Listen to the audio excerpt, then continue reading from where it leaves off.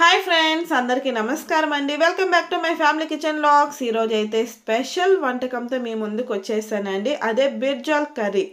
మేకపోతులో ఒక పార్ట్ అండి ఈ బిర్జాల్ అనేది.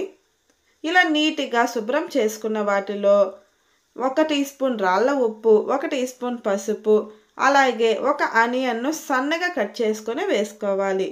ఇందులోకి కొంచెం కరివేపాకు కూడా వేసుకొని 10 మినిట్స్ మీడియం ఫ్లేమ్లో కుక్ చేసుకోవాలి.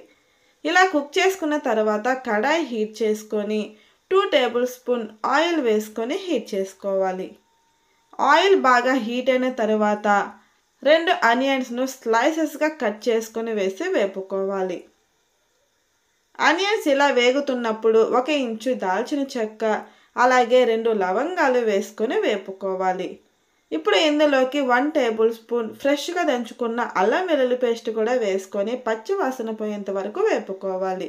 ఆ తర్వాత 2 టమాటాలను సన్నగా కట్ చేసుకొని వేసి టమాటాలు మెత్తపడేంత వరకు కుక్ చేసుకోవాలి. ఇందులోకి కొంచెం కొత్తిమీర కూడా వేసుకోవాలి. ఇప్పుడు 2 టీ స్పూన్స్ కారం, అలాగే 1 టేబుల్ స్పూన్ ధనియాల పొడి వేసి కలుపుకోవాలి. ఇలా మసాలాలు పచ్చి వాసన పోయేంత వరకు వేపుకున్న తర్వాత ముందుగా మనం కుక్ చేసుకున్న బిర్జాల్స్ను వాటర్తో సహా వేసి కలుపుకోవాలి.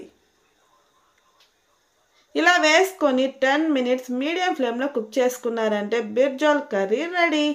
చాలా టేస్టీగా ఉంటుందండి. బ్యాచులర్స్కి అయితే చాలా బాగా యూజ్ అవుతుంది. ఈ వీడియో ఖచ్చితంగా ట్రై చేయండి. మీరు కూడా ట్రై చేసి మీకు ఎలా వచ్చిందో కమెంట్ చేసేయండి. ఇలాంటి మరిన్ని వెరైటీ రెసిపీస్ కోసం మా ఛానల్ని సబ్స్క్రైబ్ చేసుకొని ఫాలో అవ్వండి. Thanks for watching.